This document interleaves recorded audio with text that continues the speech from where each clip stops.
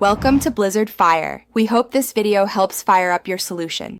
You start by confirming prerequisites and then open Unicode Pad only way. You want UTF-8 active so characters map correctly. Once done, load or paste your target text and identify the code points you need, like U+1 F600 or U+0301. Make sure your keyboard shortcuts are set. Alt and Control modifiers save time. From here, begin inserting single code points into the cursor position. Do one small change, verify rendering, and continue with confidence. Now you move into composition. Insert base characters first, then add combining marks so visual output remains predictable. Once done, use the pad's compose tools and choose normalization. NFC for composed forms, NFD for decomposed forms. This prevents mismatches in other apps.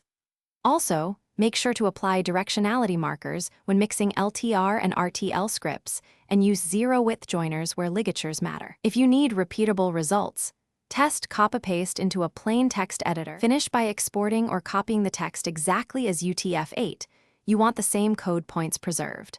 Once done, paste into the target environment, browser, terminal, or application, and verify rendering and normalization. If characters look wrong, reopen Unicode Pad only way, switch to a fallback font, or reapply normalization and adjust combining marks. Make sure to retest after each change. A quick troubleshooting tip: if a glyph fails, change the font first, then check code points with an inspector to isolate the issue.